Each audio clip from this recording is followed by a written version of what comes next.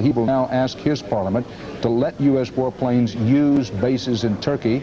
Note that that could be key because F-111s, not to be confused with the stealth, but F-111s, a very powerful low-level attack bomber, are stationed in Turkey by a permit from the Turks, but they have not given the right to use them and still haven't, but the indication is they may. CBS News coverage of the war in the Persian Gulf continues.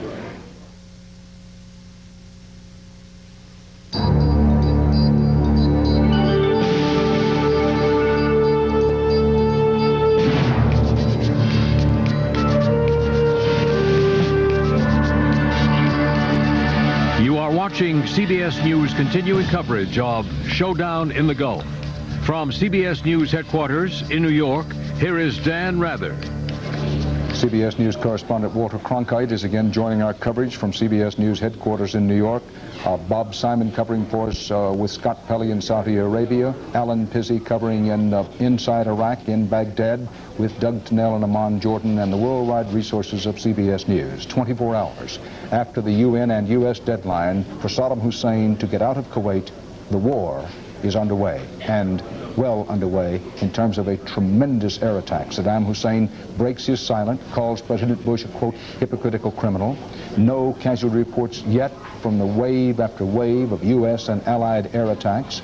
Turkey's premier has asked his parliament for war powers, so U.S. warplanes, including the F-111s on Turkish bases, can fly off of Turkish bases. On Radio Baghdad, Saddam Hussein moments ago had his first words on the fighting. Saddam Hussein vowed to crush the United States in what he called the mother of all battles, unquote. Earlier tonight, President Bush spoke to America from the Oval Office of the White House. The 28 countries with forces in the Gulf area have exhausted all reasonable efforts to reach a peaceful resolution, have no choice but to drive Saddam from Kuwait by force. We will not fail. As I report to you, air attacks are underway against military targets in Iraq. We are determined to knock out Saddam Hussein's nuclear bomb potential. We will also destroy his chemical weapons facilities. Much of Saddam's artillery and tanks will be destroyed. Our operations are designed to best protect the lives of all the coalition forces by targeting Saddam's vast military arsenal. In the best traditions of a democratic society, not all Americans were all behind their president.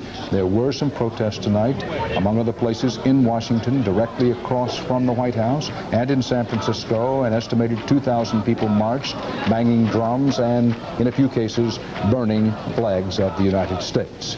CBS News correspondent Bob Simon is in Dhahran, Saudi Arabia. Bring us up to date on what's happening there, Bob. Dan, for the last half hour, there's been an awful lot of air activity here at the base again. There have been F-15s taking off, there have been F-15s landing. And I must emphasize that what we're seeing here, and what our colleagues in Riyadh are seeing at an airbase near Riyadh, is just an infinitesimal fraction of what's going on. There are air bases all over Saudi Arabia, which are launching fighter planes all the time towards Iraq and Kuwait. And there are the carriers at sea, and it came as no secret when we learned that the prime target of the carriers were the missiles in western Iraq facing Israel. This had to be one of the top priorities of the American air power. It was just so clear, it's been clear for some time now, that if the Americans didn't go up and take out those missiles that were threatening Israel, the Israelis were going to do it. The Americans have not been cooperating with the Israelis. They've not been coordinating any military activity. And if the Israelis had done it themselves, and they would have done it themselves, it could have unraveled the alliance and spelled very, very bad news for the entire effort. If those missile sites are silent now, if Israel has nothing more to fear, if Israel's Air Force can stay at home on some state of alert, but with relative peace of mind, this is an enormous political military accomplishment for the Americans, for the entire alliance. Well, our CBS News military consultant, among the others here, Our Air Force consultant has been emphasizing all evening long, Bob, that the early reports are frequently wrong about such things. Indeed, in the early going, there are encouraging signs that no American planes perhaps were lost. We don't know that, but that's the early indication. No casualties have yet been reported. There were no reports of any air-to-air fights, any dogfights involving the Iraqis. As time goes along, we'll simply have to see whether those early, very optimistic, very positive reports turn out to be true. Dateline Brussels, Belgium, the United States told an emergency meeting of the North Atlantic Treaty Organization, NATO, tonight that Iraq could still avoid further destruction by pulling out of Kuwait immediately. No surprise here, but the U.S. Ambassador to NATO, William Taft, spelled it out. He told the 16-nation alliance of NATO that the goal of the overnight air raids was not to occupy or dismember of Iraq. I want to underscore that the object of the air raids was not to occupy nor to dismember Iraq, but to liberate Kuwait. A statement from the U.S. mission at NATO went on to quote the ambassador. Ambassador Taft is saying Iraq can still avoid further destruction by unconditional, immediate, and complete withdrawal from Kuwait. The NATO ambassador went on to say the goal of these operations, that is the air operations, is not the destruction, occupation, or dismemberment of Iraq. It is the liberation of Kuwait, unquote. However, from Saddam Hussein, on the Baghdad radio broadcast monitored in several places just a short while ago, defiance from the Iraqi leader, who in effect is saying that he still has plenty left. He says he's going to teach the United States a lesson. That's a direct quote from Saddam Hussein. Joining us now are Congressman Bob Dornan and Senator Chris Dodd. Thank you very much for being with us this evening, gentlemen, and representatives of the peoples of the United States. Now, Congressman Dornan, you voted for the resolution to give President Bush the, in effect, blank check that he asked for to attack Iraq if necessary. Senator Dodd, you voted against it. Of course, have you any doubt about the superiority of the American aircraft and their ability to bring Saddam Hussein to his knees? First, Congressman. I've flown as a member of the Armed Services Committee and a former Air Force fighter pilot, Dan. I've flown every aerial asset over there, Marine Corps, Navy, Air Force, Army helicopters, all of them except the stealth fighter. And I've flown the F-15E down at Seymour Johnson with the 336 Squadron that went in first tonight, except for some of our intelligence assets in the stealth. And I suspected that what has happened might happen, and that is that before sunset tomorrow, it will probably be over. We will so dominate the skies as we did in Vietnam in December of '72, when we finally used our assets correctly after grinding up 58,000 men and spilling American blood to advance political negotiations. This time we used our assets properly, and it's over in probably less than 2 days. We may never have to commit our ground forces. Well, let us all hope and pray as we do that you are right, Congressman. And just as an aside, let's say that the history of that period, 1972, seems so far away now, but that was the so-called Christmas bombing of 1972. Which well, we never did bomb Christmas Day. That was a pet term of no, but media. It's a side issue. I think you'll agree. My only point was that the bombing eventually, President Nixon, on the advice of Secretary Kissinger at the time, stopped it. But all past history, I hope you'll agree. Well, no, Dan, the point is everybody in the media is saying that there are all these differences from Vietnam. There's only one major difference, that when we used our assets, turned the Navy and Air Force and Marine fighter pilots loose and used our B-52s, before Christmas Day had even arrived, every missile had been shot, every MiG had been destroyed. That's exactly what's happened in Iraq. And they flew above ground fire level, and they could destroy any target at will. We own the skies, we own the coastlines, and the Vietnamese told a representative of Ross Perot, we have two choices: to commit national suicide or negotiate in good faith. And that's going to be Saddam down in his bunker like a Hitler. All the ridicule in the media about that George Bush analogy now comes true. The second thing the media has missed, and missed terribly, is this man is not a head of state like King Hussein or like George Bush or anybody else in the world. He's in a separate category as a serial mass killer with Idi Amin and Pol Pot and Stalin and Hitler. And that's what is not being gotten across to these poor Americans that are deluded and out there in the streets thinking we're an evil country shedding losing blood for oil. It's going to be over soon, and a lot of people are going to have to make some apologies.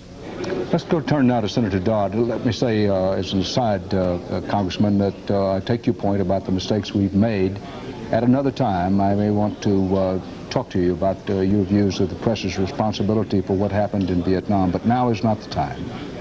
With Senator Dodd, do you have any doubt now about your vote, Senator Dodd, on the resolution? The congressman says it's all going to be over possibly by sunset tomorrow. Well, I hope so. That would be the best news of all. No, there's no doubt at all. You have to do the right thing, what you think is the right thing. It was the best debate I've ever been involved in my 16 years. There was no finger pointing. I think each side could have understood the other, appreciated the arguments. It was a question of whether or not you wanted the timing of all of this, whether you waited a while or did it immediately. That's behind us. Every member of Congress that I've talked to that voted against that resolution has indicated how important it is we stand behind our forces here now. We unite, we send an unequivocal message that we're strongly in support of these young men and women who are carrying the battle tonight and tomorrow probably and beyond that.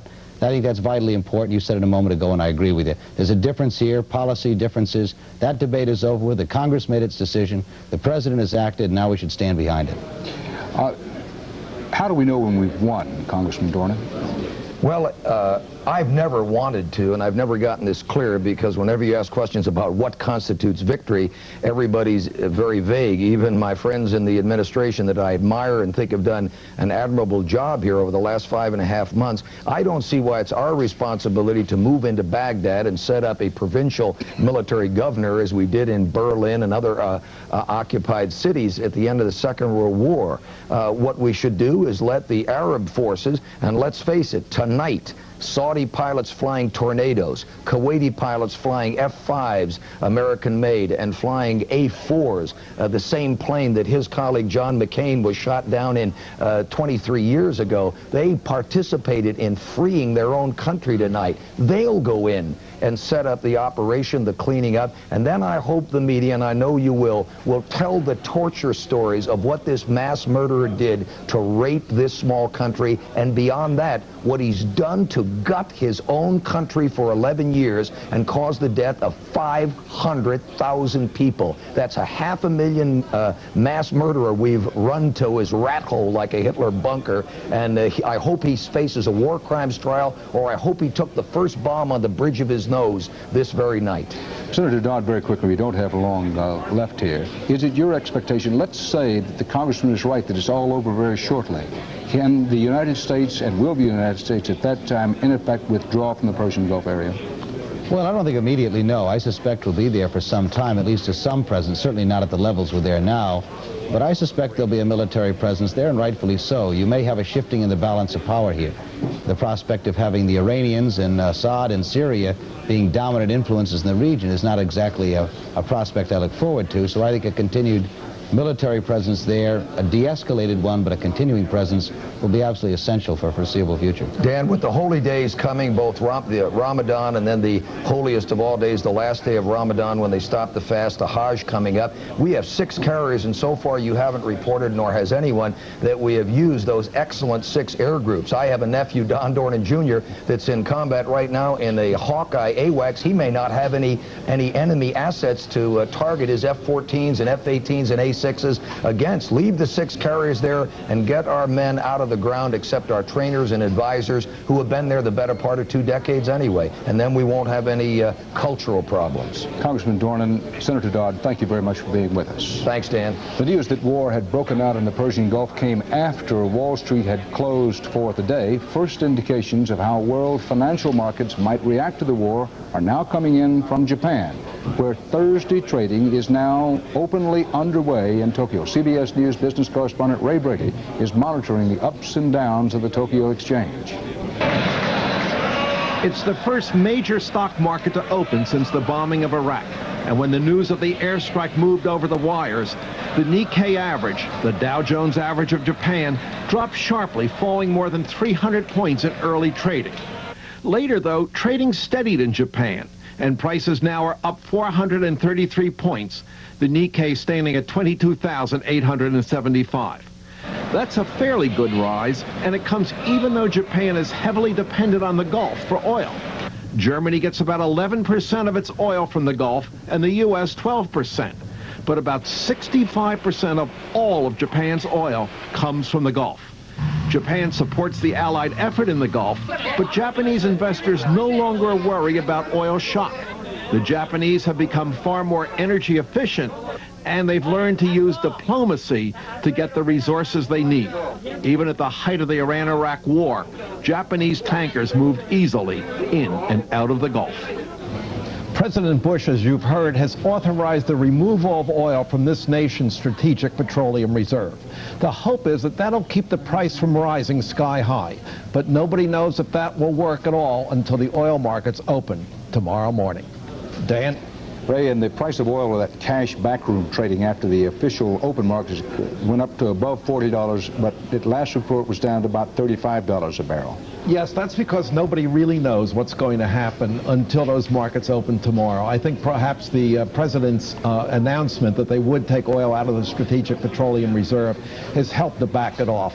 But, you know, everything is so new right now. People are reacting in a kind of panic. So when you see these big jumps initially, you can't really go by them. You don't know what's going to happen until the market opens. Watching those Tokyo markets, a reminder that the Germans and the Japanese will benefit tremendously if the United States succeeds in protecting the Persian Gulf oil fields. Thanks, Ray Brady. Continuing our CBS News coverage of war in the Gulf, these are among the headlines of the hour. Saddam Hussein lashes out at President Bush. That was monitored on Baghdad radio. No reports of any U.S. air losses. That doesn't necessarily mean there haven't been any. None have been reported. President Bush authorizes use of the U.S. strategic oil reserves as a precaution.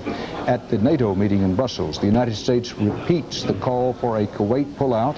Saddam Hussein has been heard on Baghdad radio saying, quote, Satan Bush has committed his crime, unquote. The Iraqi leader went on to claim that victory is near.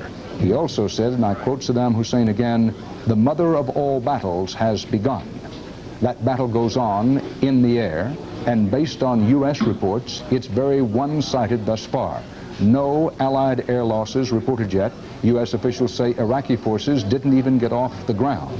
At an emergency NATO meeting in Brussels, the United States ambassador said Iraq can avoid further destruction by pulling out of Kuwait immediately, now. Earlier, President Bush addressed the nation and the world and said, and I quote, the liberation of Kuwait would not fail.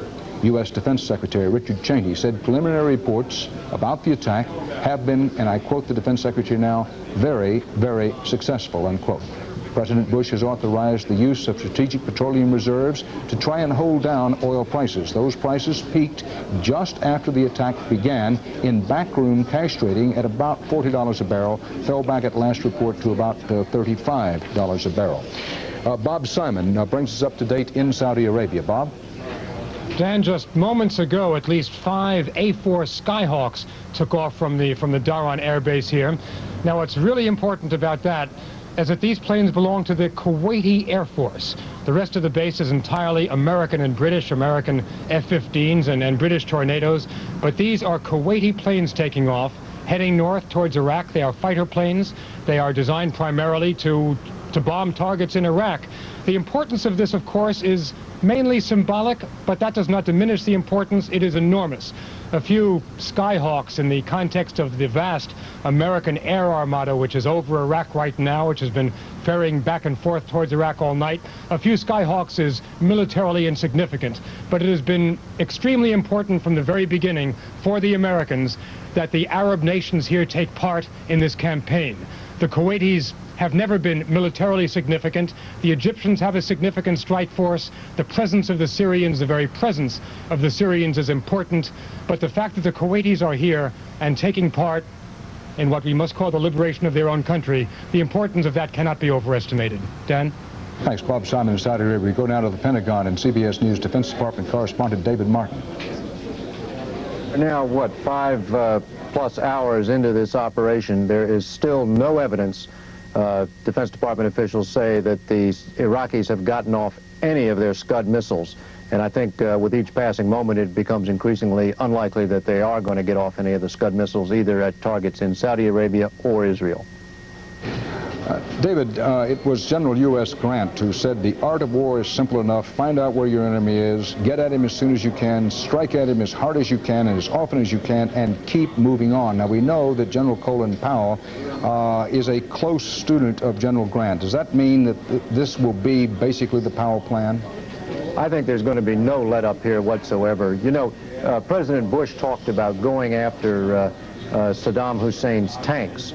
What he didn't say, but which is almost certainly the case, is the U.S. and the Allied air forces are attacking those Republican Guard tank divisions, which is the heart of Saddam Hussein's army and basically the heart of his power. They are attacking those Republican Guards divisions that are in southern Iraq. So they're going after the guts of his army. Joining us again is our CBS News senior correspondent, best anchor man of all time or ever to be, Walter Cronkite. Walter, in World War II, there was this great strategic bombing. It pounded away at Germany, but Germany not only survived it, but it increased its production afterward. But Congressman Dornan, you just heard him say, says he thinks it'll all be over in 2 days max. Well, Congressman Dornan, quite obviously, is a very enthusiastic supporter of air power, and I assume that's quite justified. He obviously is a skilled pilot himself. But I worry a great deal tonight, and I think all of us must have some reservations about these terribly optimistic reports after only 6 hours of battle now. You've warned continuously tonight at every opportunity that first reports quite frequently can be wrong, and they certainly can in a confused battle situation. And also, we don't know how much censorship's being applied right now to the reports we're getting. But these reports of the great damage we have done overnight, that there has been virtually no resistance, isn't that kind of scary? I mean, how is it possible, it seems? We've had a report that the danger to Israel has been removed, that the SAMs and others targeted on Israel, the Scuds, have been removed now safely. And we've had a report that David Martin had a report that there apparently were no hits by their SAMs on our incoming aircraft. Scuds, that would be, or IHawks. Yeah, right. And that we've had a report that the palace was destroyed. All these reports, none confirmed. Right. I mean, David Martin's, I suppose, is confirmed. He wouldn't report it to us that way. But certainly these other reports of destruction have not been absolutely confirmed. But they're the reports that have been pouring in. You've been reporting here so well all evening.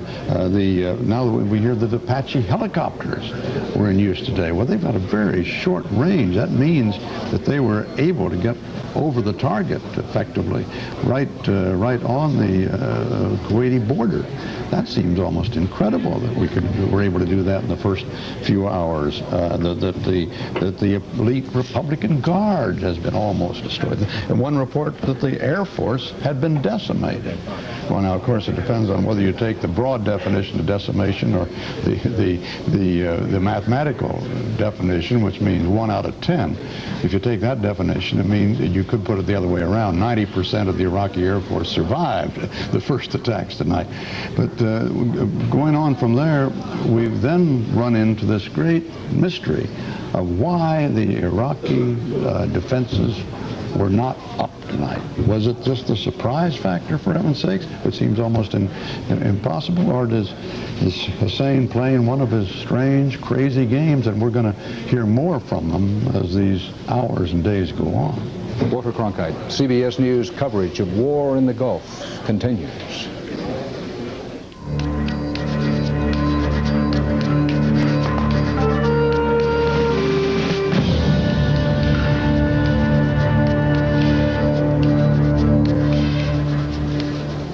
Dan Rather at CBS News headquarters in New York with Connie Chung, Walter Cronkite, and Bob Simon in Saudi Arabia. Bob Simon, I want to bring you back into this and pick up on our conversation with Walter Cronkite as the reports continue coming in on the air war so far. The thunder rained down on Iraqi forces inside Iraq and in Kuwait. The early reports so optimistic and so positive, enough to get Congressman Dornan, among others, saying that it could all be over by sundown tomorrow, it could all be over in 2 days. Cautionary note that the early reports in war are frequently wrong. The fog of war has descended. Censorship is in effect. Psychological games are underway. Propaganda flows back and forth. But Walter, we've been talking to Bob Simon as the evening goes along about what could Saddam Hussein do to strike back. Saddam Hussein in this radio broadcast, Baghdad Radio, maybe it was pre-recorded, is talking about yet prevailing. Terrorism is one of the things that he could resort to. Yeah. He sees the whole world as the battlefield. Yeah, that definitely is one.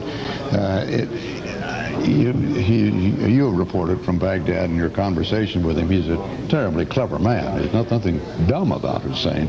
And that diabolical mind he has might just have conjured up a trap, a psychological trap for us to get us all strung out very happily with the results of our first attacks, our 12 and 24 hours of great success. Although it seems hard to believe that he could hide destruction. But on the other hand, suppose in our euphoria for what's happened, we now get a really serious terrorist episode. Hundreds die somewhere. Or suppose in an all-out effort he manages to get an Equiset missile into one of our carriers, something of that kind. The letdown, the sudden twist of our emotions is got to be kind of hard for us to take. Bob Simon, what about this? We know from our trips into Baghdad, in fact, one of the eeriest and scariest things about being in Baghdad, people such as Abu Nudal and other terrorist killers, murderers, sort of made Baghdad a center of coming and going in recent weeks and months. And Saddam Hussein does, at least hypothetically, have the capacity to strike back with any number of terrorist moves. That is, if Saddam Hussein remains in power very long, if he is still in a position to direct these terrorist groups. It doesn't take long in the Arab world for a leader to lose respect, to lose his followers. We are not in a position now to confirm things that the Pentagon has been reporting. We are not in Iraq. We don't know whether the Iraqi Air Force has been destroyed. We cannot tell whether the Republican Guards have been decimated. What we are in a position to know, Dan, what we can report now, is not so much what happened, but what has not happened, and that's terribly important. We are standing here in the largest Saudi air base in eastern Saudi Arabia, Saudi American Air Base. We know that this base has not been hit. We have talked to our colleagues at the largest American air base in all of Saudi Arabia, which is near Riyadh. We know that that air base has not been hit. We've been talking to Tom Fenton in Israel. We know that nothing has gone towards Israel.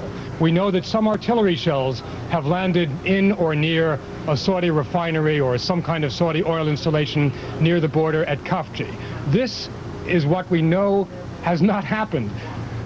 So far, Saddam Hussein has not been able to do the things he promised to do. He promised to hit Israel. He promised to hit the Saudi refineries. He's not been able to do it, and his capacity to do these things will diminish. My sense is that if he was going to do these things, he would have done it while he still had the possibility, which would have been in the opening hours. He hasn't done it now. I think we have reason to begin to feel a little bit safer. Let's go to CBS News correspondent Bob Schieffer, who covered the war in Vietnam, and General George Christ, who until not too long ago commanded all U.S. forces in the Persian Gulf. He's now a retired U.S. Marine general and our CBS News military consultant. Gentlemen, what are the most important things for us to know, and what about these reports that the Apache helicopters attacked across the Kuwaiti-Saudi Arabian border? Well, I think that's one of the most interesting reports that we've had thus far, because obviously most of the damage that we've been talking about tonight, General Christ, has been damage inflicted on Baghdad. Obviously, if Apache helicopters are attacking, that is a short-range weapon, right. And so there must be something going on in Kuwait. What do you make of that, General? Oh, Bob, well, we've been focusing on Iraq. Clearly, there has been a rather large strike go in on Kuwait itself. Now, the Apache helicopter, the range of the missile, the Hellfire missile, is only 3 miles. That means that those Apache helicopters were working over these frontline troops. There's also reports that the Marine F-A-18, the big attack aircraft, took off in a large package. It would appear that those were also headed here, meaning that not only were we going after strategic targets, but we're starting to work over the tactical targets in the Kuwaiti area. Well, it sounds to me like you're saying that we're starting to attack the troops on the ground, even as this massive attack on military targets, refineries, missile sites, and so forth was underway. Is that what you're saying, John? Clearly so. Clearly so. They're going after the troops. They must be going after the tanks because the primary weapon on the Apache is an anti-tank weapon.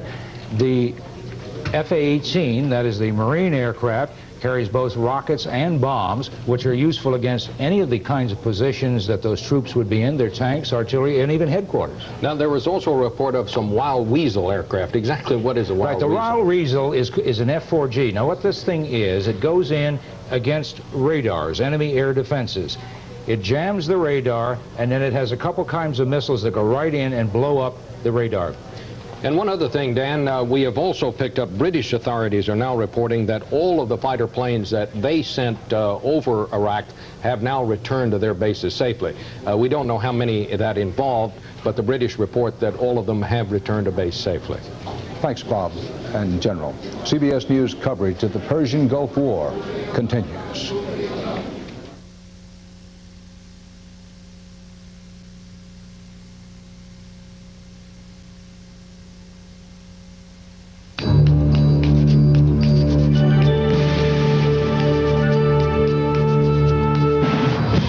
Watching CBS News continuing coverage of Showdown in the Gulf. From CBS News headquarters in New York, here is Dan Rather. Early reports indicate that the U.S. Air Armada, which has attacked Iraqi forces inside Iraq and inside Kuwait, the early indications are that the early raids were in the first hours of this Persian Gulf War, which may or may not last very long, have been remarkably successful. Now, those are censored reports. They are reports only from official sources. We have very few eyewitness reports, but that is the early indication. If there have been any casualties, they have not been reported. We're going to try to get up CBS News correspondent Alan Pizzi in Baghdad. Alan, are you there? Alan, go. This is Alan Pizzi in Baghdad. The streets of Baghdad are almost deserted today, only a few cars making their way around. And the acrid pall of smoke and the heavy smell of explosions and fire that hung in the air last night is dissipating in the early morning light. Last night was quite unbelievable. The first sounds we heard were approximately 2:32 local time, when there was a kind of a roaring sound. It was hard to determine whether it was firing going into the air or something going over. And then the sky all around our hotel just lit up.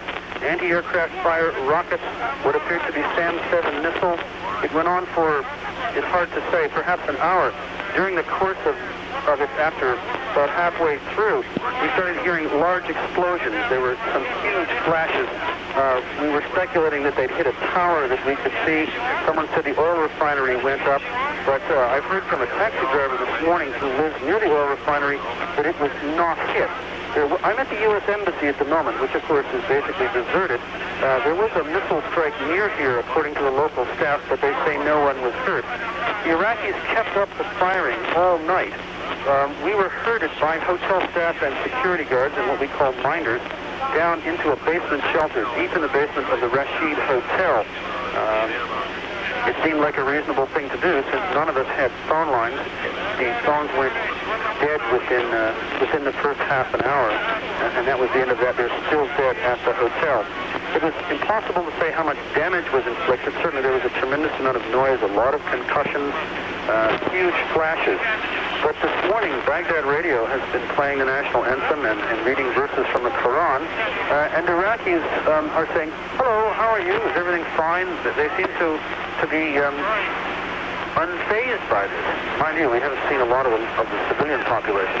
Early this morning, as I cruised through the misty streets, there were a lot of soldiers with kit bags making their way to who knows where, trying to hail any car that went by. There were no buses and very few taxis. I did see a few broken windows, but that could have been from almost anything. In the central area, in the business district, and the residential areas that I drove through, I saw no signs whatsoever of damage. It's not clear at the moment what's going to happen to, for example, the scores of journalists trapped here. We had all been making plans last night to leave. We had tip-offs from our news organizations that we should be making our way down the road. We were rather hoping to be on a charter plane to Amman, Jordan this morning. Now we don't know what we're going to do. But then neither does anyone else in Baghdad, so I suppose the situation's equal. Alan, can you tell us any more about when the air attacks were at their height, what it was like, what you saw, what you heard? What I saw were a lot of flashes, most of them going up into the air, tracer rounds from anti-aircraft guns, which have been situated on all the strategic buildings, situated down in parks and wooded areas. We saw rockets going up for what I believe were SAM-7s. I've heard that sound before, went over the hotel. There was a lot of small arms fire, and a lot of heavy concussion, roaring noises in the air. But you could see huge flashes from time to time, and one of my colleagues, Nick Fallow, said that saw a huge ball of fire roll up into the sky. But we could not tell what was hit because it was pitch black. The city was blacked out very, very quickly. The hotel was blacked out, and when it got to be going fairly well, we went down into the basement shelters. I wasn't so worried about being hit from bombs as I was from the anti-aircraft gunners who were firing just absolutely wildly. I was in Tripoli, Libya, when the Americans came in, and it was much the same sensation. A tremendous amount of firing, noise, flashes, light, but no obvious targets. You didn't know where anybody was. If there were attack bombers coming in there, we didn't see them. We didn't really hear them. And I doubt that the gunners heard or saw them either. They were just blazing away. And since everything was cut off and we couldn't file, eventually we just went into the basement where several hundred people spent the night sitting on the floor in the basement of the Rashid Hotel. It was purpose-built for the non-aligned summit, and it's very strong, and the shelter was very good. And after an hour or so down there, we thought, well, let's venture up and have another look. And the guards locked us in. The hotel security people, the administration minders, simply locked us in. We weren't allowed out until about 6 o'clock in the morning local time. Alan, do the Iraqis claim to have downed any U.S. aircraft, and or did you see any indication that any U.S. or Allied planes had been downed? Well, I haven't heard the Iraqis claiming anything so far, and I have seen no evidence of anything, actually. I've driven around a section of the town. This is a huge city. I've driven around a small part of it. It took a circuitous drive of several miles to get here to the deserted U.S. Embassy, and saw no damage at all. It's like nothing ever happened. It's very eerie. First time I've been anywhere near a bombing rate when there was no sign anything had happened. I think we're going to have to go out to the more outlying areas, the kind of strategic areas, if you will, to see things. But the Ministry of Information, the Defense Ministry, the Foreign Ministry are all close to us, and we saw no evidence that anything at all happened. A colleague of mine, Michael Kelly of the Republic, has come in jotting down his notes for me, so we'll just hang on a sec. I'll see what he's got to say. All right, we're going to hang on while Alan Pizzey tries to bring in another reporter who was an eyewitness. This is live and direct from Baghdad. Alan Pizzey reporting that while he heard and indeed saw some of the air attack during the night, as he made a short drive, it's a short distance from the Rashid Hotel to the U.S. Embassy, he did not in fact see much damage. Alan, are you and your colleagues still there? Yes, Dan. My colleague has just told me that a French journalist says when he was driving around, he saw a large hole in the main telecommunications tower, which may account for the fact that a lot of the telecommunications seem to be cut. The phones in the hotel are certainly cut. This call is being routed to Amman, Jordan. I tried repeatedly to dial both London, England, and New York, and got nothing at all. No one has gotten out of here, as far as I know, on these phones, so perhaps that indicates it. We had anticipated, of course, that the telecommunications tower would be a target, but people were also talking about the Foreign Ministry, the Defense Ministry, and the other government buildings. I could see those in the hotel and saw no evidence whatsoever that they had been hit. The large explosion seemed to be a fair distance away, and the concussions were big, but they weren't close to us. And the hotel is within a 1 kilometer, about 2/3 of a mile radius of most of what one would assume would be the serious, significant military or political targets in central Baghdad. And I don't think they were going for this. I don't know what they were going for, but I don't think it was what we had feared. So you haven't seen much damage in the part of downtown Baghdad you've been able to visit. Alan, from the Rashid Hotel, you can see on a good day and even on a good night the presidential palace across the Tigris River. Any indication that the Iraqi presidential palace was hit? No, it was pretty misty when I left the hotel, and visibility was limited. But I didn't see anything over there. We would have anticipated seeing smoke and that sort of thing, and there was nothing like that at all. So I don't have any evidence that that palace was hit. There was a fair amount of activity over that way that I saw. We saw, of course, a tremendous amount of anti-aircraft fire coming from that direction, and there were some flashes from the ground, big flashes that sounded and looked like something was hitting in the area. But of course, as you know, behind large walls and behind large gates, the only evidence I would have would be smoke, and I didn't see any. Alan, you're one of the most experienced combat correspondents in the world. As you're there in Baghdad and with limited access, you've had limited ability to look around, what is the single most important thing you think Americans should know about the war so far? It's hard to say, Dan. I think that the claims coming out of Saudi Arabia, I've heard on the radio, that they did what they came to do, may well be true, because we were told that they did not intend to hit civilian population areas, and so far I haven't seen it. That's not to say that the suburbs there aren't any, but it was an awesome display of modern technology actually working. Most of us sitting over here have been thinking, well, so many things go wrong with this kind of technology. What are they going to screw up this time? And from what we've seen so far, and I stress it, as you mentioned, it's a very limited point of view. It's anything wrong so far. I'm amazed that the Iraqis haven't done very much. We thought at one point last night we were hearing planes take off, but the Allied forces, the U.S. forces, seem to have met very little resistance in Baghdad, other than a tremendous amount of anti-aircraft fire, which every military expert I ever talked to said was for show and to reassure the guys who had to man them and the people who had to look at them, and it wasn't going to bother any pilots. It certainly doesn't seem to have done that. Alan Pizzi, if you will, I'm going to break away for just a moment, but continue talking into that telephone. We'll be recording you here. That was Alan Pizzi live from Baghdad. Perhaps you could make it out. There was a lot of crosstalk. That call was routed through Amman, Jordan, to the United States. But Alan Pizzi, who's seen a lot of hell, seen a lot of war, said that in the limited amount of time that he's had to actually look around during the daylight hours, it's daylight now in Baghdad, and from what he saw and heard last night, this is a quote from him, that the U.S. airmen apparently did what they came to do, a quote from Alan Pizzi. We'll get back to Alan Pizzi a little later on if that phone line stands up, and if it doesn't, we'll have a recorded additional reports from him, but we're hoping that the live report from Baghdad will stay up. Right now, Bob Simon, our correspondent in Saudi Arabia, has had a look at the first pool pictures. These are the only pictures allowed, pool and censored pictures of American jets taking off for targets over Iraq. Bob?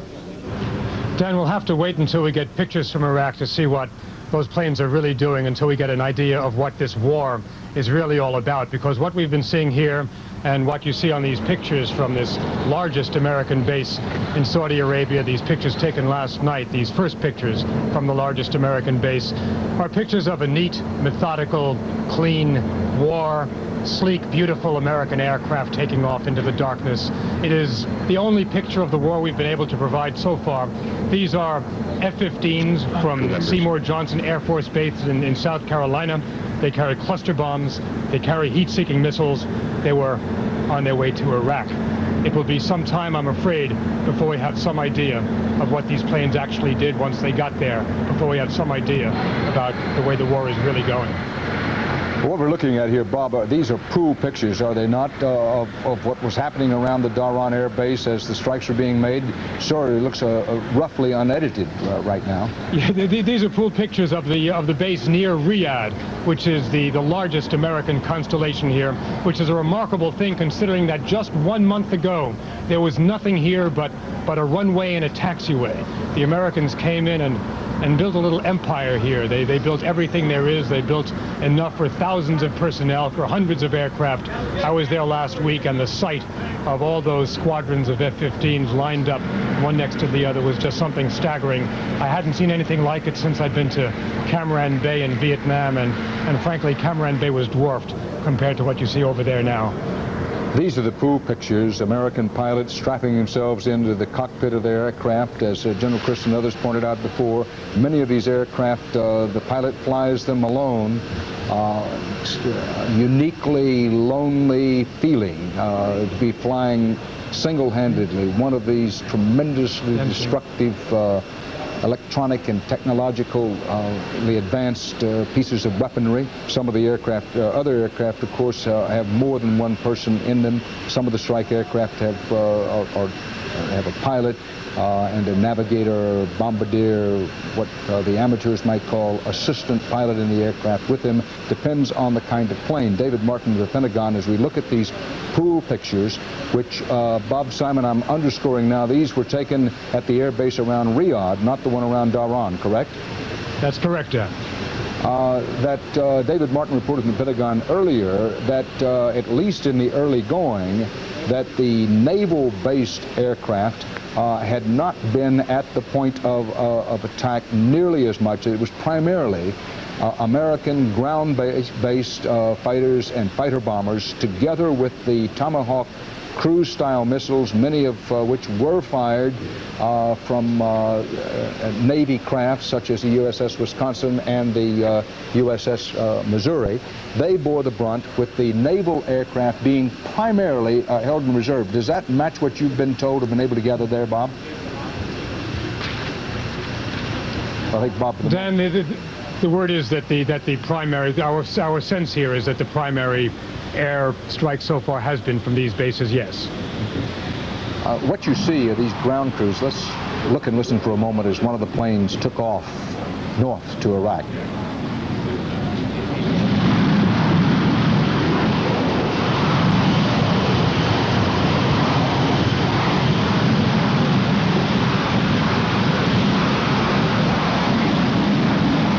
Riding the fire, sitting atop that jet, a young American.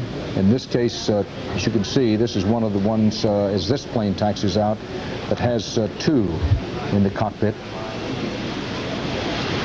Wave after wave of these aircraft, primarily land-based, took off beginning at about 4:50 Eastern Standard Time in the United States, late yesterday afternoon.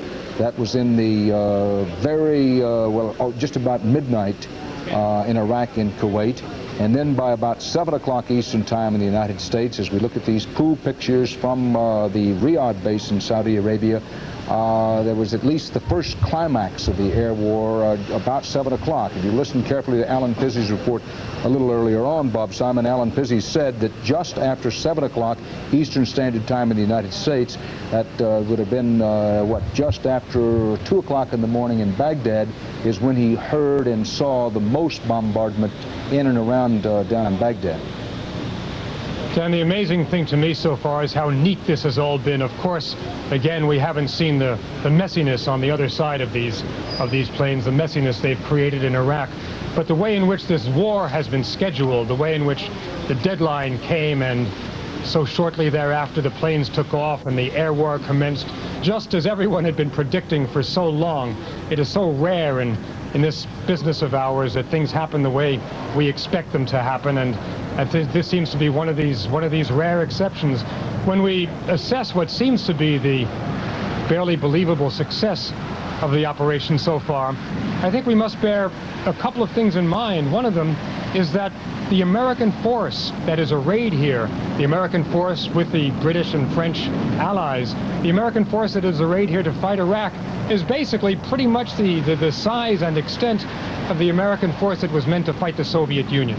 But instead of fighting the Soviet Union in Germany and Central Europe, it is fighting what is ultimately a third world power in the sands of Arabia, a far lesser task than it was designed for. Bob, again, let's watch and listen for a moment as we watch the pool pictures of this mighty aircraft going north to Iraq.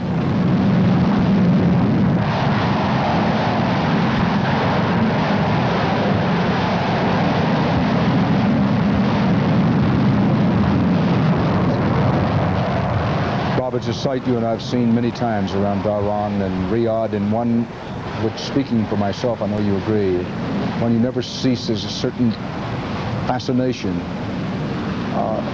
but an awareness of what the other end of that can be when they begin to unload their weaponry.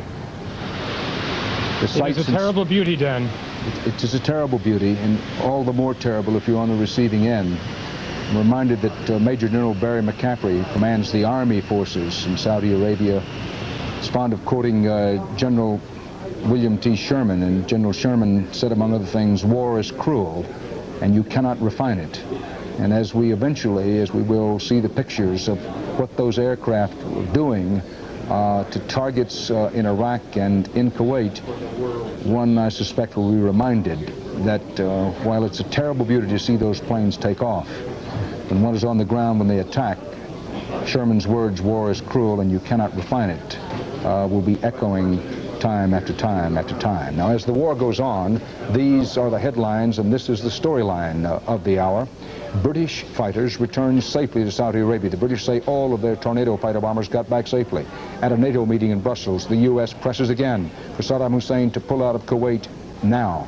Baghdad radio quotes Saddam Hussein saying that the mother of all battles has begun, unquote.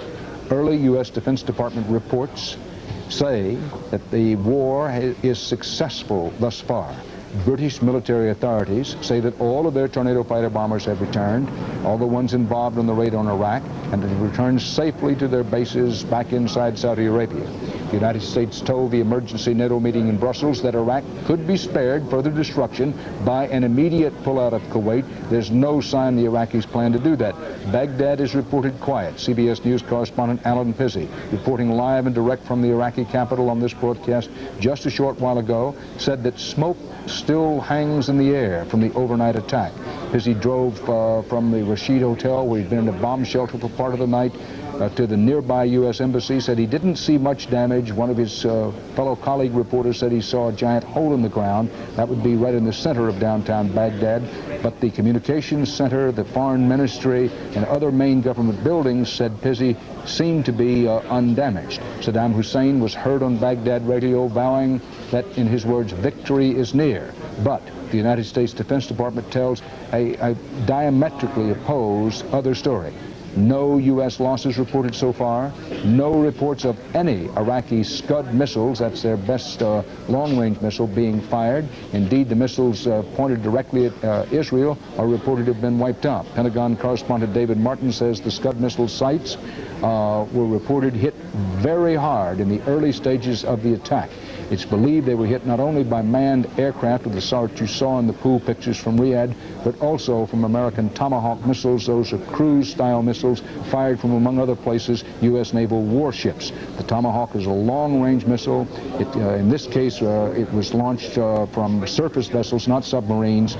It carries, each one of these Tomahawk missiles, a 1,000-pound warhead. It is among the most sophisticated and complicated pieces of weaponry in the world today. War protests are being seen and heard around this country tonight, and some overseas. This particular one staged around a bonfire outside the United Nations here in New York. Security has been tightened at U.S. airports as a precaution. Bomb squads are on alert at Los Angeles Airport as a precaution, and curbside boarding and baggage are now prohibited at the Hartsfield Atlanta Airport. All of those precautionary steps taken. And as Gary Reeves reported from North Carolina, and one doesn't say this lightly, in North Carolina, where at this time of year basketball is a kind of a secular religion, in North Carolina, the North Carolina State game tonight was called off as the war reports from the Persian Gulf came in. CBS News White House correspondent Leslie Stahl reported some time ago at the White House they were making an effort to carefully make it clear that while President Bush was calling some members of the alliance, he had not called them in advance about the attack.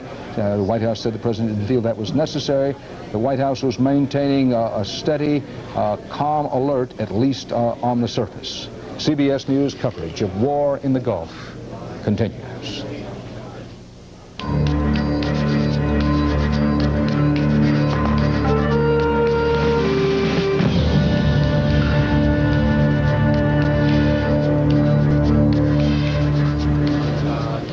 Alan Pizzi in Baghdad reports from what he's been able to see that damage in downtown Baghdad, right in the center, has not been much. He pointed out that it may not have been the intent of the wave after wave of airstrikes to inflict heavy damage in the center of Baghdad, since it is a civilian concentration. At the White House, CBS News White House correspondent Leslie Stahl. Leslie? Dan, it's pretty lonely here. The president went over to the White House residence hours ago. The White House staff has closed up operations. They say they've put a lid on. That's the White House term for everybody's gone home, except the Situation Room. We're told the president will be getting continuous reports through the night from the Situation Room and from his National Security Advisor, Brent Scowcroft. We were warned by Marlin Fitzwater before he left here that what we are seeing tonight is only what he called the beginning. We have what he said were, quote, many long days ahead of this battle. So any reports that this could be over in the morning certainly were not expected to be the case when the White House office closed up about 2 hours ago. Dan, the White House said in his speech that he wanted to destroy Saddam Hussein's military arsenal, any nuclear potential, the chemical weapons, which will of course leave something of a vacuum in the Middle East.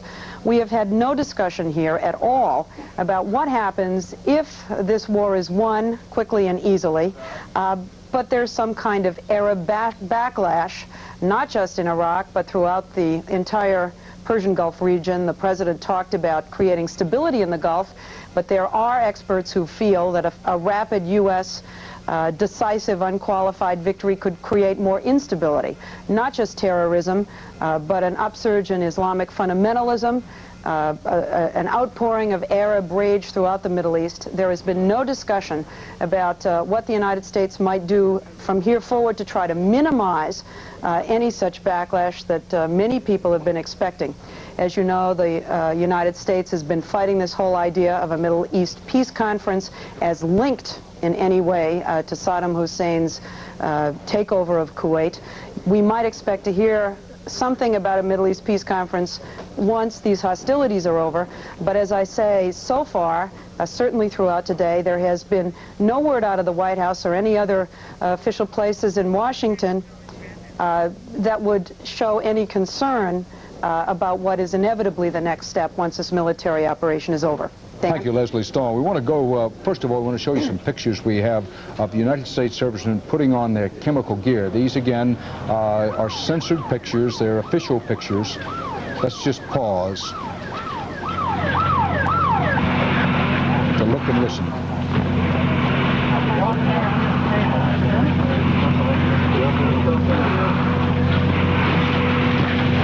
This was during the period, very early on, several hours ago now, when air raid alert sirens were sounding inside Saudi Arabia, and as a precaution, with reports in the air, as it turned out, the reports, so far as we determined, were either untrue about the Scud missiles with possible chemical warheads being fired, or the Scud missiles never got there.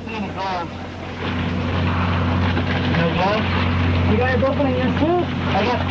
This was among the sobering realities in the early stages of war in the Gulf. U.S. servicemen putting on their chemical weapons protective gear.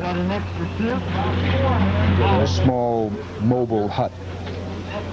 I emphasize these pictures are subject to censorship, and they are from the official U.S. military pool.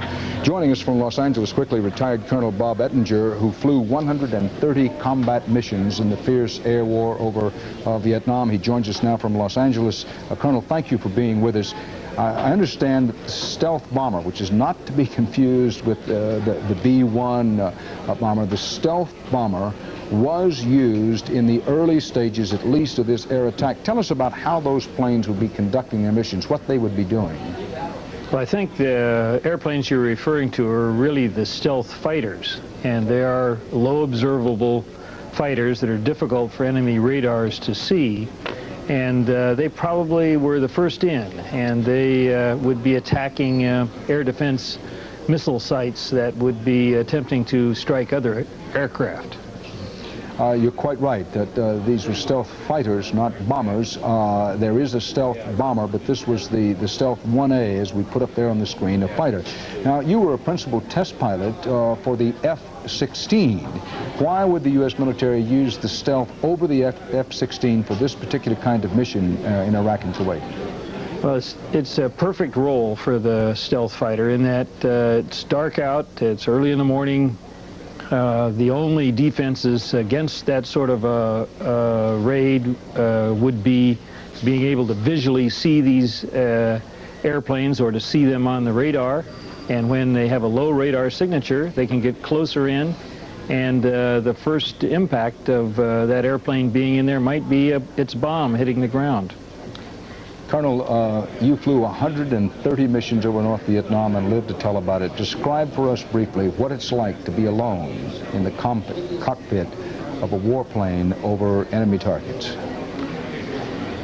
Well, it's an interesting thing. I been in the service for about 8 years when I was called to serve in Southeast Asia, and I'll bet the average age of these guys that flew on this mission was they probably had about 7 years, 6 or 7 years of service, and they've been training to go do this job since they've been on board, and they understand their airplane and they're set up ready to go, and they're ready to get on with it and do a good job here. Their goal is to go and accomplish what they're supposed to do, and they make sure that they support the other elements of their flight and do the best job they can at getting into their target and delivering their weapons against their assigned target. CBS News correspondent Alan Pizzi, reporting live and direct from Baghdad a few moments ago, said as best he could make out, and quotes Pizzi, U.S. pilots did what they came to do, unquote. CBS News coverage of war in the Gulf continues.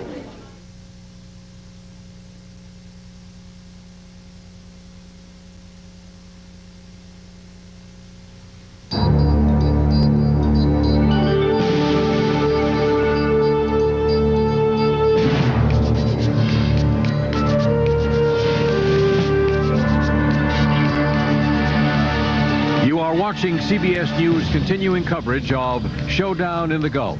From CBS News headquarters in New York, here is Dan Rather. Nighttime in New York, daylight in Baghdad. A pall of smoke hangs over Baghdad. CBS News correspondent Alan Pizzi, reporting direct from the Iraqi capital, said he could not see much damage in downtown Baghdad, right in the center of it. There have been reports, unconfirmed, I underscore the word unconfirmed reports, that the presidential palace in Baghdad may have been hit in the air attack. That is not confirmed.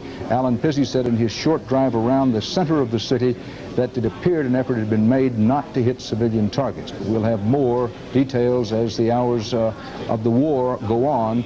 We are now about, 7, 8 hours deep into the early stages of the war, and these are among the storylines of the hour.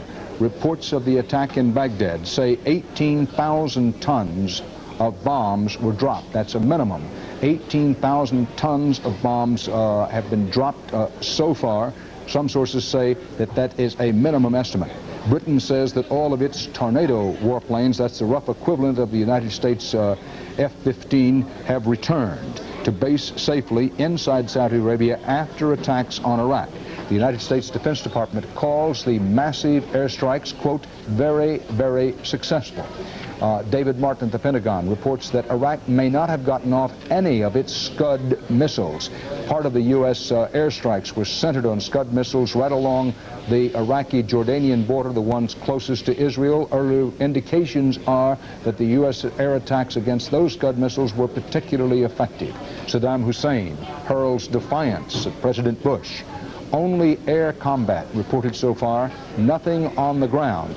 There are two caveats to that. One, the Iraqis, we know, got some artillery shells into at least one Saudi Arabian oil installation, a sort of mini oil refinery about 6 miles inside Saudi Arabia across the Kuwaiti border, because David Green, our CBS News cameraman, was an eyewitness to that and gave us a first-hand report.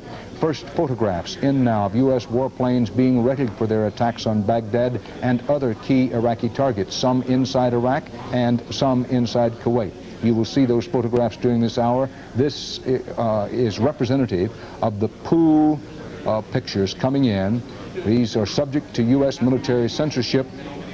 These were the sights and sounds as U.S. warplanes took off for targets inside Iraq and Kuwait. The British Broadcasting Corporation has reported that the attacking planes dropped 18,000 tons of explosives on Baghdad and surrounding refineries and other sites. The principal targets, the Iraqi missile sites, chemical and nuclear weapons manufacturing plants, also Iraqi air bases. CBS News correspondent Alan Pizzi in Baghdad reports that the streets now, as dawn comes and smoke hangs over the Iraqi capital, that the streets are practically empty following a night of destruction. Pizzi also said the individual Iraqis that he met and talked with were friendly, didn't have much to say about what had happened during the night. At an emergency NATO meeting in Brussels, the United States said Iraq could still avoid further destruction by leaving Kuwait immediately.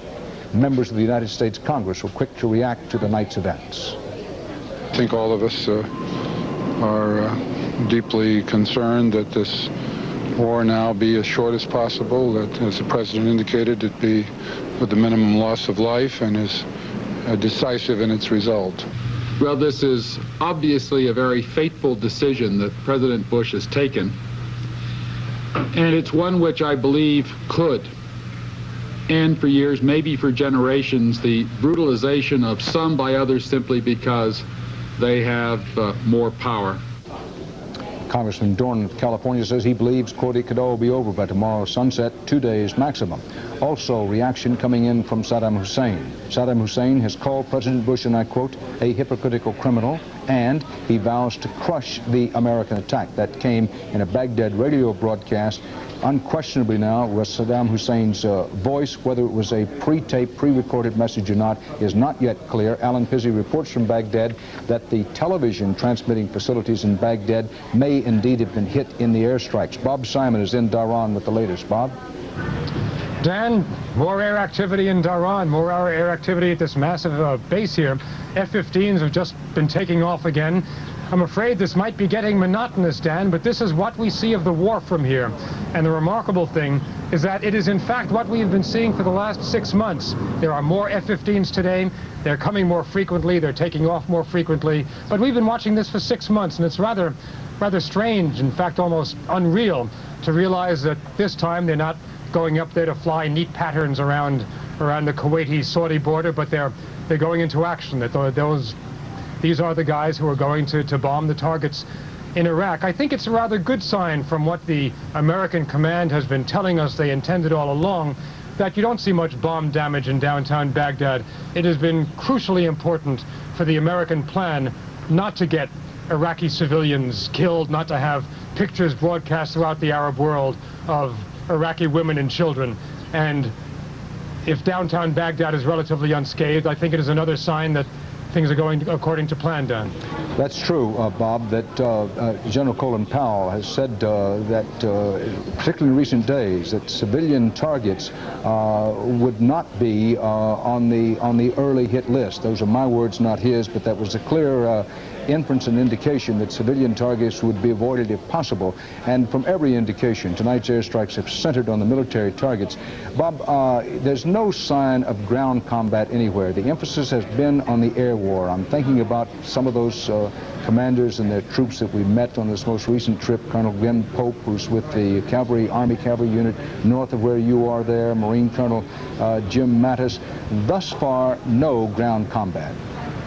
No ground combat, Dan, and I'm very curious as to how much they know about the air war. You'll certainly remember that when we went to see them, they relied on us entirely for their news of what was going on in the world, political developments, diplomatic developments, because they were so entirely out of touch. And now there aren't any journalists visiting them. The access of journalists has been severely restricted over the last couple of weeks, and I really wonder how much they know, if they know anything at all, about the air war that's being waged while they've been sleeping in the desert. And staying on the alert in the desert for any possible Iraqi attack. But part of the storyline, up to and including now in the early stages of this war, emphasis on air attack, no ground combat. Connie Chung has been following domestic reaction to this outbreak of war. And Connie, the word war even sort of catches in your throat a bit. It was, until a few hours ago, still almost inconceivable it would happen. It has happened. It's chilling. And I think what we're seeing here domestically is the crystallization mobilization of a new generation of student activists, just as they were in the 60s. We're fond of calling the 70s and the 80s the me generation, in which students were not political activists. But tonight, spontaneous demonstrations across the country, particularly here in New York at the United Nations. We have some tape of a demonstration that has been going on all night.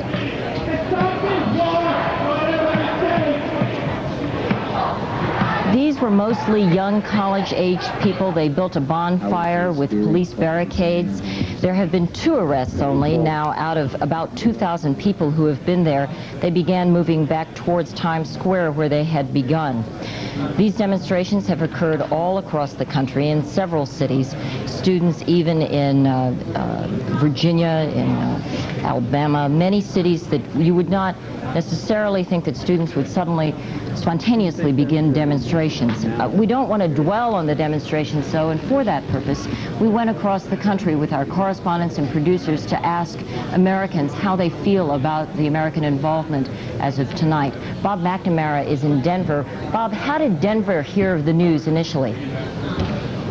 Well, Connie, it was dusk. It was the start of the evening rush hour when word came that war had broken out here. So for many people, they got the news the old-fashioned way, on car radios. For air travelers, it was on television screens at Stapleton Airport. I think it was the right thing. I don't think Bush could back down after committing himself like he did. Poor people and poor parents going to lose their kids. Can't believe that something couldn't have been worked out. Tonight there were peace vigils. One on the state capitol steps, another in Boulder. We shall overcome someday. Tonight, as families gathered to watch the president, Lydia Mendoza's thoughts were with her only son, a paratrooper on duty in the Saudi desert. If this has to be done, then let our boys go out there and do what they have to do and just get back home. For others, it was a frightening night. I hope they will settle something, maybe fast, maybe. Only one God knows what will be. Connie, some late developments to report here tonight. Denver's mayor has activated the Emergency Preparedness Office and placed all city employees on alert to deal with any emergency, and particularly a possible terrorist attack. At the airport, luggage that's been left on carousels, cars left unattended at the airport curbs have been ordered to be removed. For the first time in maybe ever that we can recall, the concourses are now closed to all but ticketed passengers. Traffic tonight has been light to moderate. The assumption is that most people are following the events of the day on television. But for others, business as usual. For the National Basketball Association, the Denver Nuggets played the Charlotte Hornets at McNichols Arena here tonight. About 3,500 people there. That was about half of what normally attend. And in the spirit of the circus, the show must go on. The National Western Stock Show Rodeo went as planned, but attendance down there too. Connie? Bob, the White House Press Secretary Marlin Fitzwater characterized this as the liberation of Kuwait. The people that you spoke with, did they see it that way? Did they understand the purpose of the war effort tonight? Well, we called many people that we had contacted leading up to this. These were people who had friends, relatives in the Gulf. And this was just a short time after the attack. Many people were in a state of panic. There was fright. There were tears on the phone. But almost when everything had calmed down, all of them expressed the hope that now with the war underway, the hope was that everybody would be home a lot sooner than what they had anticipated. All right. Thank you, Bob McNamara in Denver. Dan, I'm still reverberating from Alan Pizzi's report live from Baghdad. He was at the U.S. Embassy making that call, and I presume that he's been in and out of the U.S. Embassy so much there are no more Americans there left. And there were probably Iraqi citizens still working there, and that was how he was able to get into the U.S. Embassy. Exactly so. Thanks to Joe Wilson, IV, a tremendous public servant, works for the State Department, was a Chargé. He took over the embassy when the ambassador, April Gillespie, came out and the war broke out. Joe Wilson arranged when he took down the flag and left. He left the embassy open, and many Iraqi citizens who'd long worked for the embassy, and they, in effect, have kept the embassy open. And clearly what Pizzi did was make his way from the Rashid Hotel. This is a very dangerous line of work to the embassy, and that's how he got through by telephone. Thanks, Connie. As our coverage continues, these are among the headlines of the hour. U.S. warplanes continue their raids on Iraq. The rain of air thunder has not ceased. The raids are continuing. Saddam Hussein says, quote, "The great showdown has begun," unquote. British sources report that all of their aircraft have returned safely to Saudi Arabian bases after helping in the raids over Iraq. No word yet on any casualties. The U.S. Defense Department reports no casualties thus far.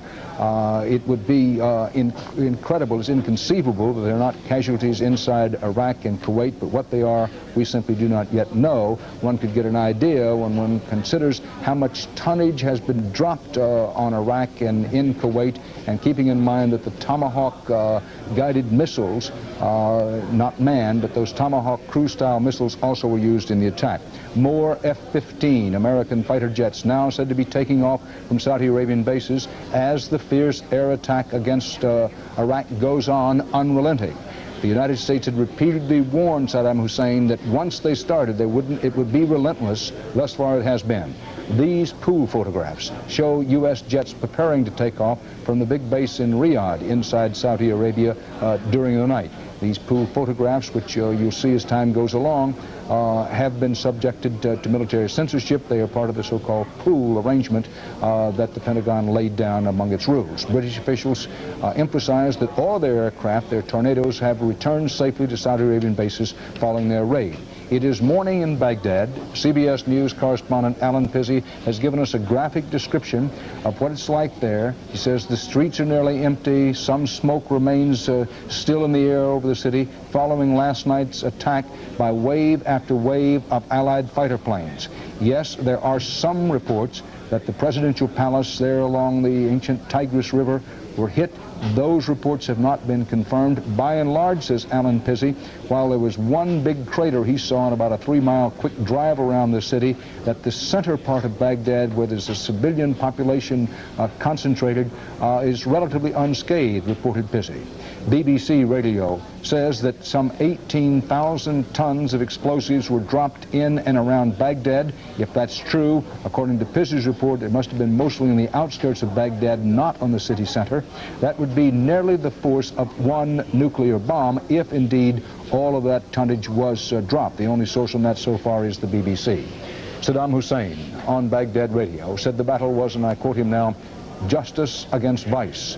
Quote, the believers against the infidels, and Saddam vowed to be victorious. The Air Armada's attack was launched solely from the air, nothing on the ground at last report. No U.S. planes had been lost. The Pentagon says no Iraqi jets are even known to have gotten off the ground. Now, a number of our military consultants have cautioned and reminded us of what we already know, that early reports tend to be overly optimistic and overly positive. That has been the case in most wars. There, of course, is a chance that all of these positive reports will turn out to be accurate and true. Let us hope and pray that they will be, because so far, no U.S. casualties reported. Bob Schieffer is with retired General George Christ. Bob and General Christ, bring us up to date. Well, Dan, I think clearly one of the figure that brings home the enormity of this attack that has been launched on Iraq is that report that you quoted just a moment ago that came from the BBC in London, that 18,000 tons of explosives have been dropped around the Baghdad area. General Christ, if I remember my ROTC training correctly, that's about the size, the explosive equivalent of the bomb that was dropped on Hiroshima. The atomic bomb, maybe it was 20,000 tons, but certainly it was something of that sort.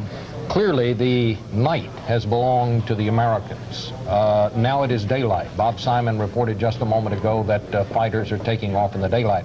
Will our planes attack during the day as they did during the night? Of course they will. This air attack's going to continue, but we've got to start thinking now that as we stand here, the Air Force analysts are looking to bomb